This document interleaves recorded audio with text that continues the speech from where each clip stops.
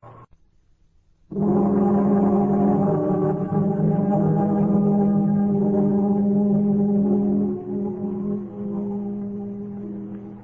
fascination of the eerie, weird, blood-chilling tales told by old Nancy, the witch of Salem, and Satan, her wise black cat. They are waiting for you, now.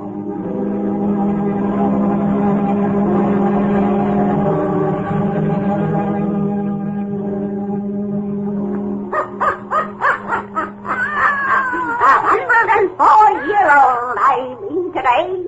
Yes, sir. 104-year-old. Well, Satan, the time is coming in for us to cheer folks up with another last 30 little bedtime stories. So if you'll tell everyone to douse their lights, we'll get right down to business. Oh, no. That's it. We want lots of gloom and shadow for our comforting little yarns. Now, draw up to the fire and gaze into the embers. Gaze into 'em deep, and soon you'll see a famous land that's far across the sea. A land of sphinxes and a pyramid. The land of Egypt. And there, far out upon the desert, some modern Englishmen are digging up the buried temple of an old-time god who's been forgot 2,000 years. And so begins our story about the priest of Sekhet. The priest of Sekhet.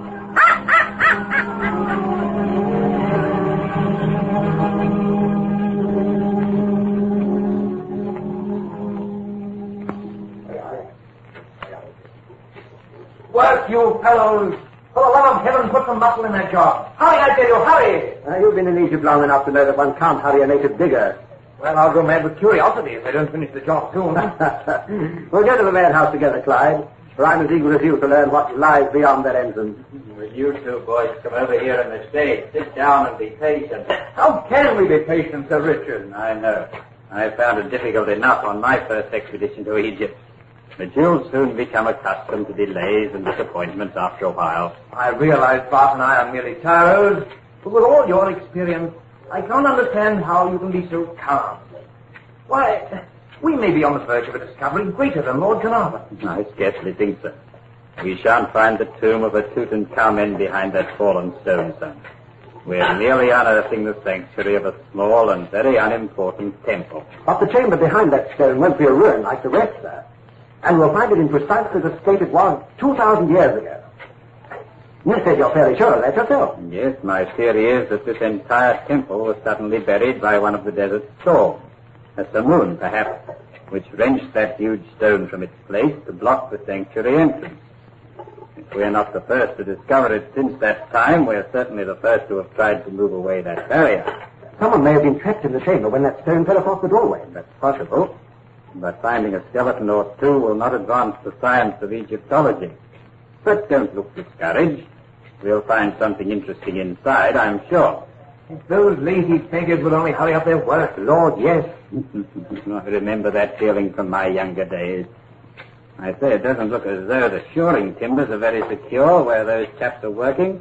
They do look sort of wobbly, don't they? If they gave way, the sand would slide and block that entrance all over again. then we'd have to wait until they unearthed it the second time. I'll give orders to have them strengthened at once.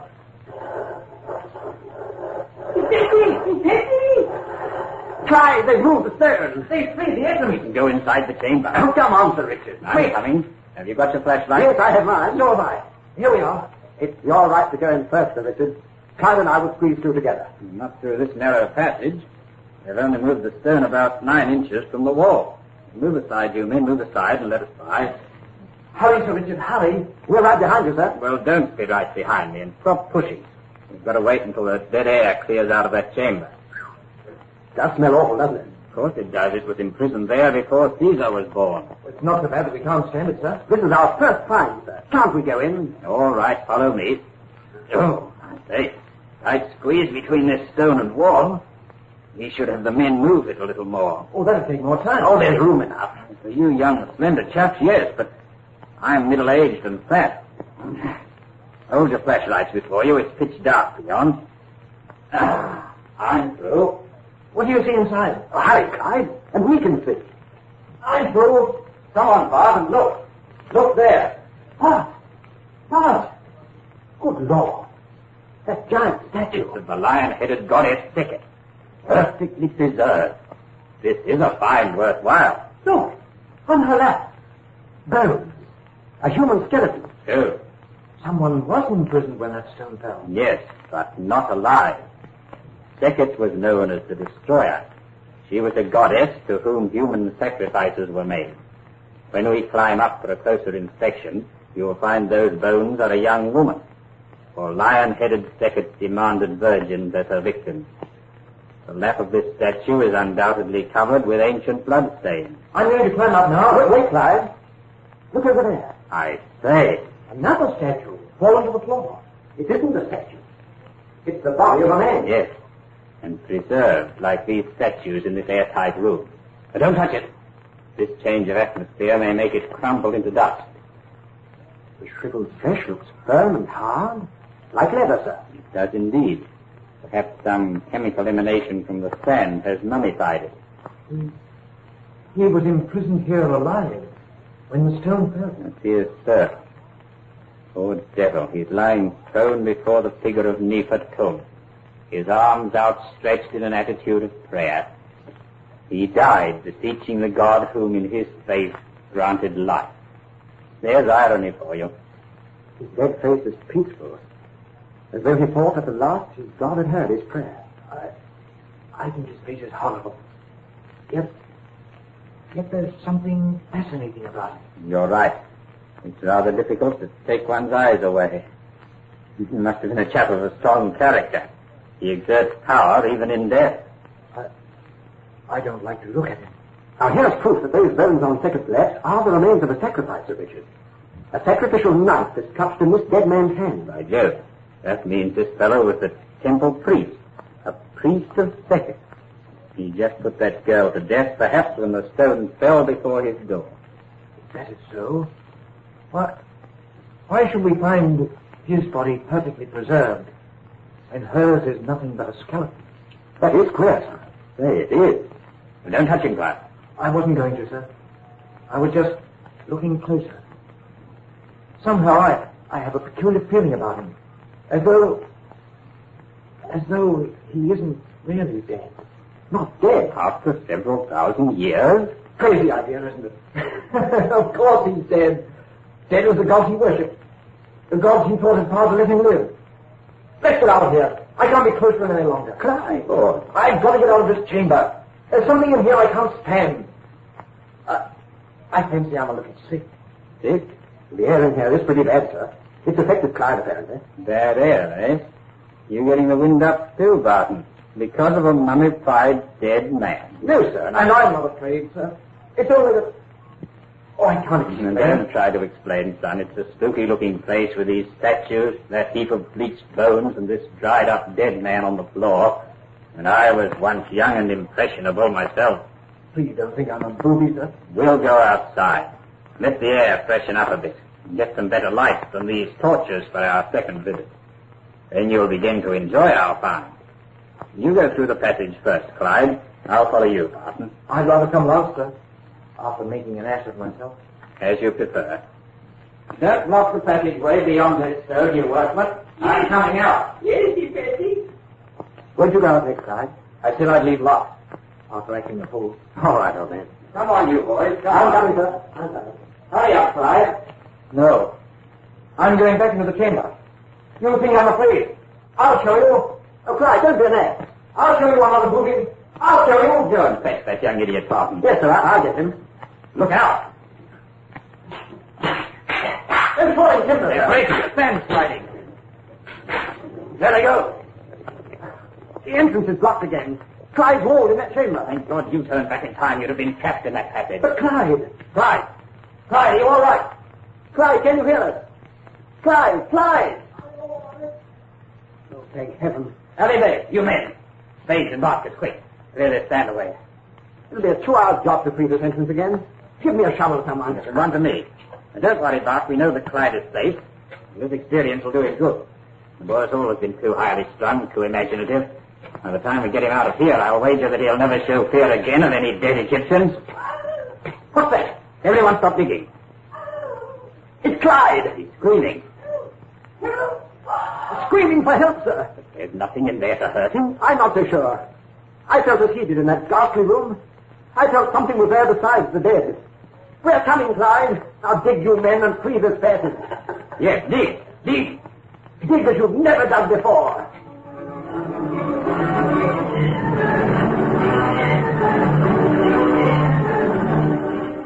Now dig, will you? Oh, we'll never free this passage. It's almost clear now, boys.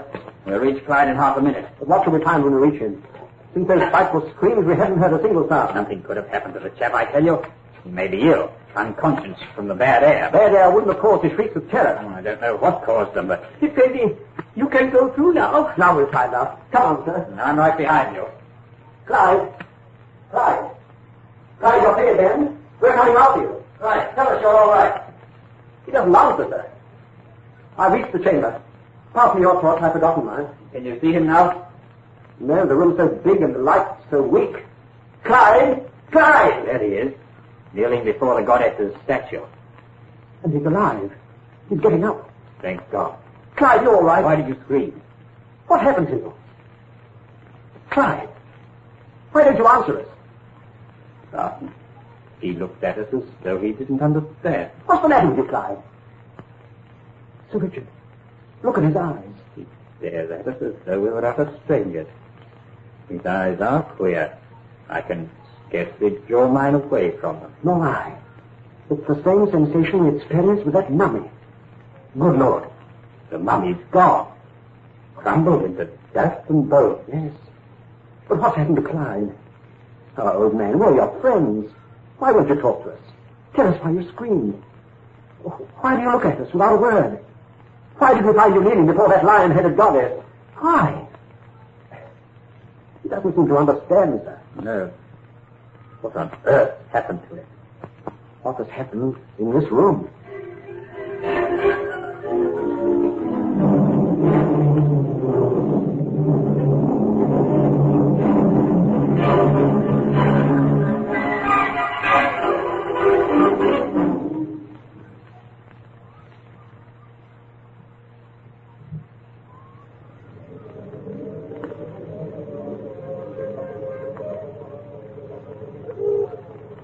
Well, Barton, what had happened to your friend?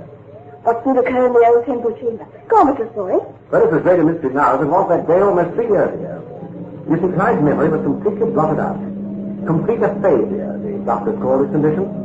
Unfortunately, he was quite sane. Not mad, as we feared at first. And he's the man you're taking me to meet? Uh-huh. If this taxi doesn't break down, you'll meet him within the next 5 minutes. What's more, he's going to be best man at our wedding, now that you've finally joined me. Nice state of affairs when a girl has to journey all the way from London to Cairo in order to get married. Yes, but you journeyed on a nice, comfortable ship. Think of me. I traveled from the Nubian desert on camelback and Nile steamer to meet you. And arrived only yesterday. And I've been here 24 hours alone. And this was the camel's fault, not mine. Driver, turn right the next corner for New Zealand, will you? Yes, Miss Sophie. Tell me some more about this Clyde. Well, we had a pretty tough time with him for nearly a year after we let him from that chamber. You see, he couldn't comprehend anything that was said to him. He had to be taught like a child to speak his mother tongue once more. He's forgotten his own language? Completely. Sounds unbelievable, doesn't it? Yes. But I suppose anything can happen in Egypt. He's quite himself now, of course. To be employed in Cairo Museum, he must be. Yes, his memory isn't completely restored by any means. That portion of his brain which contained recollections of his previous life doesn't function at all, it seems. But he speaks English again with a strange accent. And Sir Richard writes me that his scholarly attainments are greater than they ever were before. In fact, he's become the museum's most valued expert on ancient Egyptian customs and hieroglyphics, which is rather funny. Clyde was always a trifle dumb about such things before his shock. Well, we're at the museum now, and there's no more time for talk. Take us to the side door, driver. Yes, Mr. Pinky. Oh, what a beautiful ceremony. Now, I was also surprised to find Cairo so up to date. Oh, we're very 20th century here. I see by this morning's paper that the town is even having a modern murder sensation. The killing of all those young girls, you mean? I read about that back in London. Well, it was news to me when I arrived this morning. We don't get newspapers in the desert, you know. Over a dozen girls have been reported missing during the past year, haven't they? Yes. They found several of them cast up on the Nile. Each one stabbed through the heart with a knife that left a queer-shaped wound. Oh, some madness responsible, I suppose. Well, here we are. Let me help you out, Oh, thanks. This should pay your fare, driver. Immediately. Very grateful, Sandy. Very grateful. Yes. Now, this way, darling. The Clyde and Sir Richard will probably be on the lookout for us. You certainly aroused my interest in your friend Clyde. Well, look out for his hypnotic eyes. Well, the most curious thing you've told me about his changed condition. Yes, you'll find their effect most startling at first, but it wears off after a time. Well, here we are. We turn left for Sir Richard's office. Oh, what magnificent scene. You haven't seen anything yet. Our temple group has been set up in the north wing, just as we found it, the entire sanctuary with all its contents. And my name's in the catalogue as one of its discoverers. Oh, Virginia, that's Clyde and Sir Richard coming down the hall. Is that tall, dark man, Clyde? Mm-hmm. Come on, dear. Wait. Barton, he doesn't look as though he were an Englishman. He resembles those statues about us. Oh, Joe. Seems his face has acquired an Egyptian cast since I saw him last. I don't like his face. I don't like his eyes. Oh, Bart, don't leave me alone with him. Oh, Virginia, darling. Why, he's the best fellow in the world. Barton, my boy. Oh, hello, Sir Richard. How are you, Clyde? We saw you leave your taxi from our window and came to meet you. Clyde, old man, you are looking great. Barton, my friend, I am glad to see you once again. Oh, both of you here. Miss Prescott, allow me to present Sir Richard Knox. Sir Richard? It is a great pleasure, my dear. Mr. Clyde Foley. This is my fiancée, Virginia. Virginia, that is a beautiful name. How do you do, Mr. Posen? Suppose we all go to my office where we can sit down. Well, if you don't mind, sir, let's look at our exhibit first. Miss Prescott has never seen it. I'll wager you've told her enough about it, though. It's down this corridor. You lead the way with Miss Prescott, Clyde. Barton and I will follow. Oh, can't we all go together? Barton and I will be right behind you. We shall lead as the gentleman so kindly permits, Miss Prescott. May I offer my arm? Thank you. Come, Miss Prescott. You and I. Yes. You and I. I see your fiancé is no exception to the general rule. What do you mean, sir? That everyone on meeting Clyde for the first time since his change displays some evidence of fear. Yes. I tried to prepare her for it, but I had to fight the old feeling myself. Any change in his condition since I saw him last? None, excepting that his new personality becomes more dominant each day. The lad we knew 3 years ago might as well be dead. Sit down here, Barton. Oh, but I say so. We said we'd follow directly. I kept you behind on purpose. You're the only person I can talk to, son. I want to do so without delay. You look worried, sir. What's wrong? Have you heard anything of the recent epidemic of murders here in Cairo? Young girls. Why, yes, but I have a theory concerning these killings. I have learned that every one of the murdered girls had announced her forthcoming marriage shortly before she disappeared to be cast off later by the Nile. well, I can't see why you concern yourself with these crimes, sir. You recall the skeleton we found on the lap of our huge statue of Sekhet? Yes? It was that of a young girl. For the ancient deities required a sacrifice of virgins. Barton, I believe fresh blood is being poured upon the lap of Sekhet the Destroyer. You don't mean on... Shortly before the first of these strange recent killings was discovered, the sacrificial knife we found in that sanctuary was stolen from the museum. The knife the dead priest handled? Yes. And the peculiar wound in the bodies of these poor girls was made by that knife.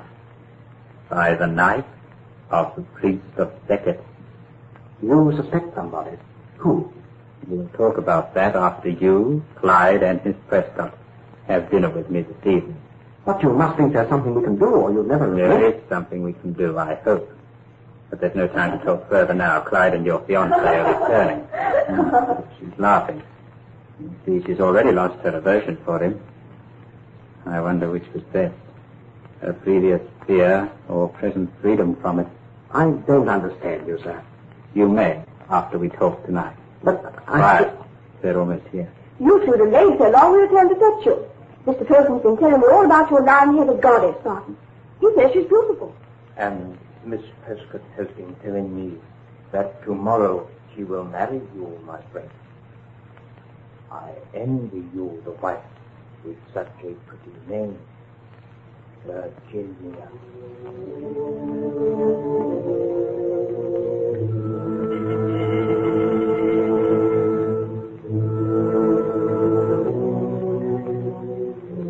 This way, Barton. Quietly. We haven't aroused any of the watchmen yet, and we mustn't.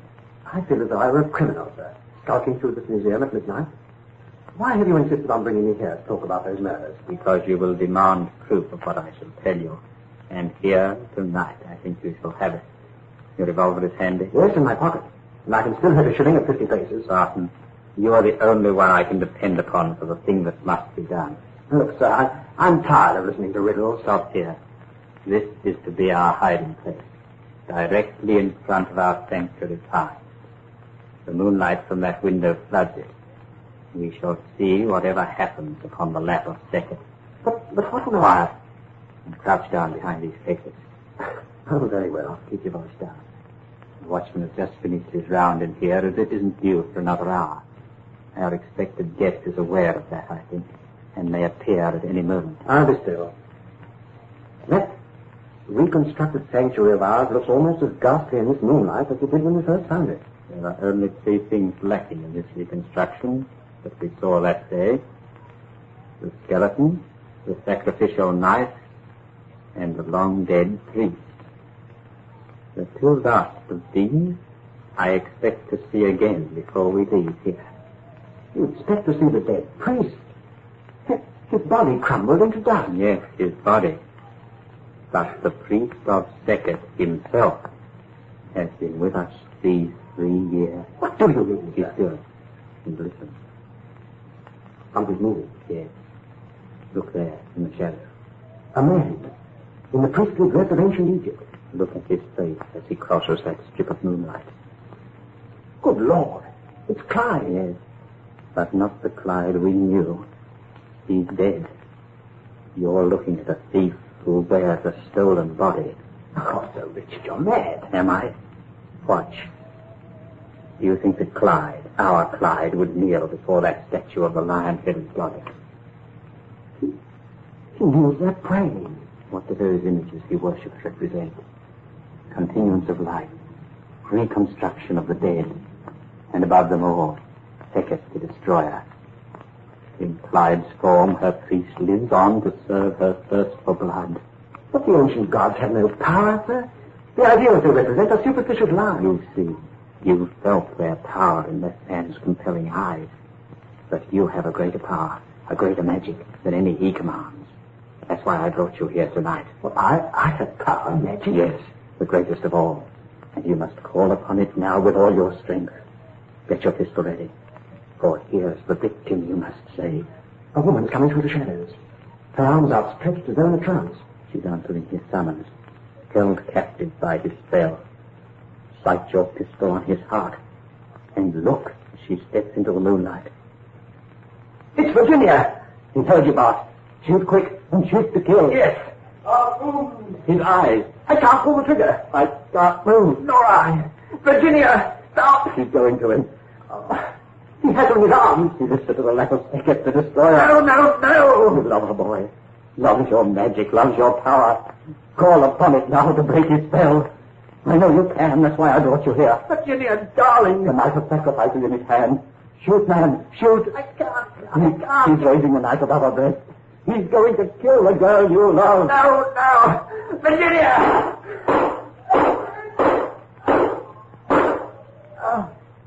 Oh, thank God. I shot him. He's fallen to the floor. Despite his power, I killed him. Kill him. Virginia, oh my darling. You're safe, darling, safe. The greater magic, love. The greatest of all magics. Now the lap of Sekhet the destroyer will be stained with blood no more.